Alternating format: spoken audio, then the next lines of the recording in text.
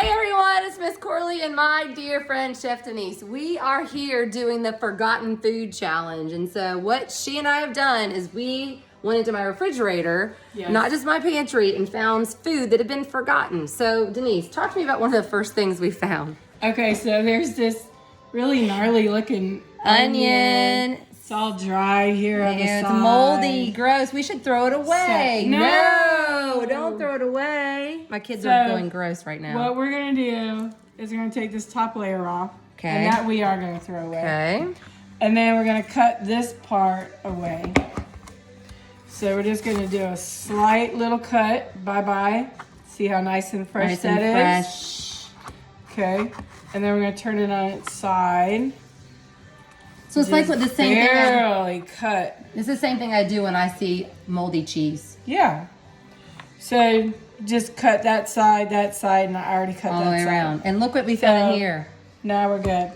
So this was the venison that my husband told me I had to. It's ground venison, and she put a ridiculous amount of garlic in there. What? Well, let me tell you why. That's not fresh garlic. That's true. That's canned jarred, pre-chopped garlic. Pre-chopped minced garlic. And this doesn't have the same potency. Strong. I know it smells strong, but it doesn't have the same flavor potency as raw garlic. Okay, so tell me what we're gonna do with all this stuff. Because we're gonna make meatballs out of this. Okay, we also had some peppers, mini peppers, some broccoli. That's actually needs to get also be cleaned up as well. So sad to see good food go to waste. So we want to never waste food. We go. As long as this isn't black or dried out yellow. Yeah, it does change colors. We're still good. What do you do? This is where I like to have my students learn how to store broccoli. They need to do some research on what's the best way to store fresh vegetables, but broccoli in particular. And see how long the shelf life of fresh broccoli is.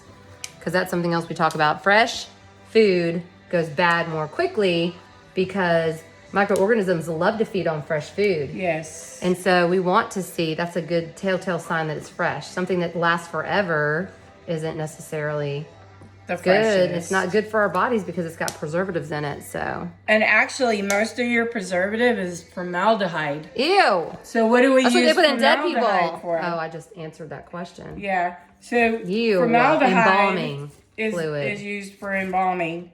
So it preserves dead people. That's gross. That's just gross. So you don't want that in your food. Okay, but you're chopping up broccoli for meatballs? No. This is going to be part of the stir fry that the meatballs are going to be in. Oh, we're doing a meatball stir fry. Yeah, it's kind of unusual, but. Okay, so we're gonna hit pause, or I'm gonna take a break, and then in a little bit we'll come back when we talk about what we're doing. So what are you doing for your Forgotten Food Challenge? Clean up those pantries. You can do it at home, or you can bring stuff into school, and we'll figure out how we can do it there. Talk to me about what you're doing. Okay, so basically I took the meat mixture, made it into balls, let the pan heat up. And you put some oil in there? A little bit of olive oil in there. Olive oil. Did you use your olive oil, a special one? No, because the flavor profile doesn't go with it. This is grapeseed oil. You did not use that. No, I used that one. So basically what I'm doing now is I'm just browning them off. I wanted to show my students what you made for me. Bay leaf garlic olive oil. She made this for me. How do you make that? You can see it. So what I did was I took a bottle of olive oil. Looks kind of gross. What are those, garlic cloves? Yeah. So what I did was I took a bottle of olive oil and I put it in a baking pan and I put it in the oven at 300 degrees and I put probably about 2 heads of garlic peeled. A head of garlic is, oh, here's my garlic. Yeah, I said I farmed it. This is the head of garlic. 2 of these. 2 of these whole things. In the pan. In the baking pan. And then with olive oil in it. Right. And then I put like 6 bay leaves. 6 bay leaves in there. And then you just let it cook. For how long? I don't know, about an hour or so. Okay. All right. So we're just going to brown those and then we'll come back. Yeah. Okay, so you're taking them out of the pan and they're very hot. And so they're nice and browned on some of the edges, but you just told me something about them not being all the way cooked. Yeah, they're cooked. not all the way cooked. So would you say like medium rare, medium? So yeah, they're about medium rare. So I'm basically just browning them to get the flavor on them. That looks like. See how that's kind of like really raw. You wouldn't saute the vegetables in that? That looks good. It is, but I think it might be too much fat. Okay. I'll look at it and see. Okay, so what I did was you're not supposed to put this. Okay. So we're gonna do the onions first. So we're gonna put the onions in. This is gonna be good. Let me get a spatula because you can use metal on this one, right? Yeah. What you got? I'm trying to see where it's at, but maybe I don't have it. So this I'd rather have something like this. Okay. Is that okay? Yeah. I work with weird utensils. Okay. Oh. So these are the things that take the longest to cook. Oh, so you didn't just dump them all in. You thought about which of these vegetables are the most dense or the thickest or hearty. And then you want to get like a little bit of brown on those onions. Yes. Because brown is flavor. It's yummy goodness. Okay. And you did just use the oil from the venison and the olive oil. Yeah, that worked out well. Now, if I were doing this at home, I would have sesame oil. Sesame oil. I keep sesame oil because I do a lot of Asian cooking at home.